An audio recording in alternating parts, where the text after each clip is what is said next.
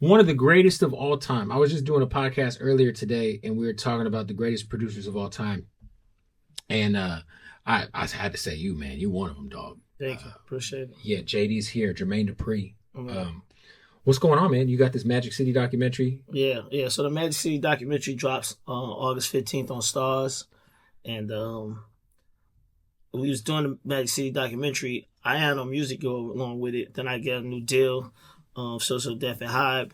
And I decided to do soundtrack. And in the midst of me trying to do the soundtrack, Stars was like, we don't really do soundtracks for documentaries. And I had already got my wheels rolling, so I was just like, you know what? I'm going to just make this a Jermaine Dupri album inspired by the Magic City documentary. So on August 15th, I'm going to drop a new Jermaine Dupri album that's inspired by the documentary with a lot of, with all Atlanta artists. Life in 1472 was 98, 99? Yeah, it's 98. Now, is that, I mean, are you rapping? Are you back in the, are you producing? You're putting people together? Yeah, I'm just producing. Okay. Putting records together. I want to make sure that, like, one, I never did this before. I never produced half of the artists that's on the album. Right. And then, like, I ain't had a backdrop like this. So conceptually, it's just, one Jermaine Dupri album has Life in 1472 has a concept, Instructions has a concept. This one is the Magic City, doc. Right. Yeah, no, I mean, both conceptual for sure. Yeah. Do you ever go back and visit that album? Life in 1472. I bought that motherfucker from the warehouse, bro. Yeah, I was working with my man Bugs. Shout out to Bugs. Bugs from Chicago? Yeah, Bugs from Chicago. That's my dog. Yeah. I see him almost every day in Burbank. He shoots hoops and runs all day. So Bugs, me and Bugs, Bugs helped me a couple of songs on this album.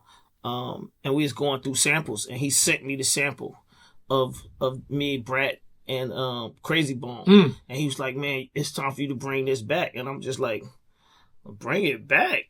And he's like, what made you sample that? And for him, Bugs he's a sample for sure. fanatic, right? Fanatic. For him to ask me about a sample, it just, that's the only time we talked about it. It was crazy because I wasn't even like, I was just looking for records that I just, I wasn't even, I don't know what I was doing. Right. I just was trying to find stuff that I thought sounded good, right?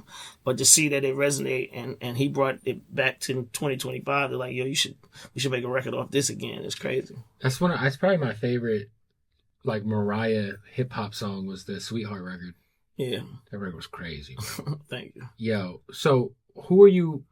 I know we talked a little bit about it at BT Weekend, but is the goal with this album to try to bring two generations? Because there's a lot of people who, strangely, you haven't worked with that I think a lot of people would have expected you to already have worked with, right? Yeah. Everybody on this album, for the most part, I haven't worked with. I don't have records with Quavo in my discography. T.I. Chains, right? Chains, Dro. CeeLo, man, you name it. Big Boy, Killer Mike.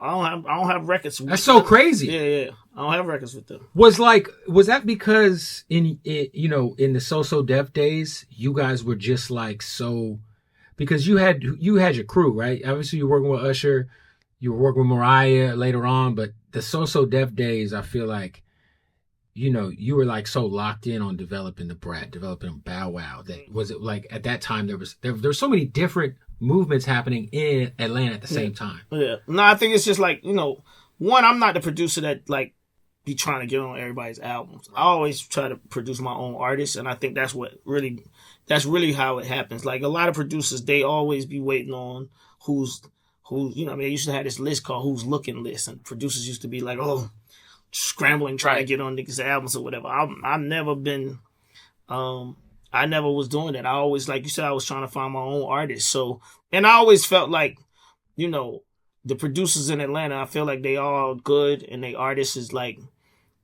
really go with them. So like artists that was signed to the Dungeon Family, Goody Mob, yeah. Like Organized Noise, it all made sense. I never thought that them guys didn't need me. You know what I'm saying? That's how I felt. Like, what can I add to this? They don't need me. And I feel like when you go into a situation like that where it's already some people that really can do it, you're making your job that much harder because like the world gonna look at it like, why y'all get JD? What, y'all don't need him over here. Like, that would have made me have to work harder. So I mean, same thing with T.I. He had Toon. He had his crew he was You know working what I mean? with. Yeah. So it's each person had their own thing. I never was like, hey, I wasn't doing that. I think that's why it happened like that. Yeah, nah, for sure. Do you feel like because I think of two albums that you worked on that are important and just timepieces too. I mean, obviously the Mariah anniversary of the Emancipation of Mimi just happened, and then Confessions.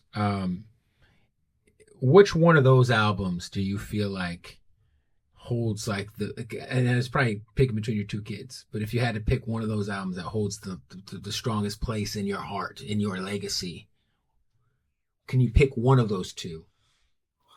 Yeah, Always Be My Baby. I mean, well, no, what? I'm sorry. Emancipation of Mimi. And I say that because, during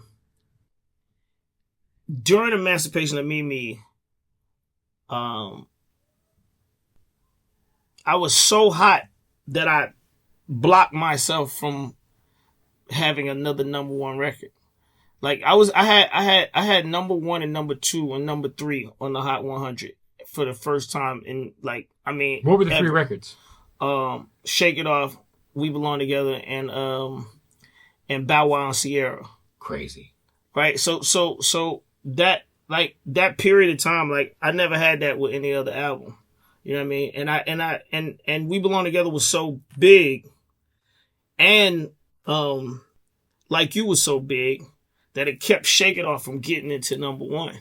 That's crazy. Shake It Off could have easily went in there, but I was blocking it with two other records. That's so crazy to think about. Like you're competing against yourself. Yeah, but I mean, I never even thought that I could ever do that. Like to have number one, number two, and number three on Billboard.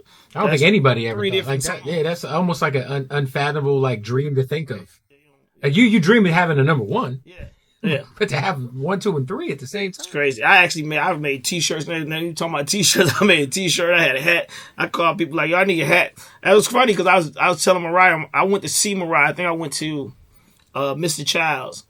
And we had number one, and I had a shirt on that said number one, number two, number three, or something like that. And I had somebody make it tie dye, like spray paint and all that type. I was going crazy because I couldn't believe it. When you produce superstars like that, because we know there's beat makers, we know that there's people who send loops these days. There's so many different ways that people can quote unquote get a producer bag, but to like truly executive produce an album, to truly be in the studio and guide people, especially people with the reputation of Mariah and Usher. These are legends, right? Like where does your mind have to be in the studio with the Mariah Carey and tell her, yo, you got to sing that again this way, or do you even, or does it even get to that point? Yeah, it very rarely gets to that point. I mean, I think I know how to not say something that makes them say something.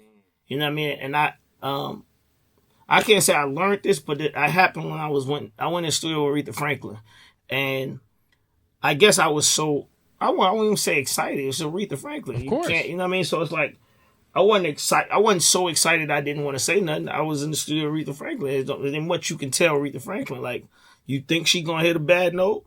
Okay, try it out. Maybe let's see. Maybe that's gonna. What can I tell you about singing? Yeah, right. So she was in there singing, and she did it past like twice, and I ain't never really say nothing. I was like, you want to do? I kept saying, you sure you want to do it again? Like, sound good to me. Like, just she got back on the mic and she's like, listen, boy.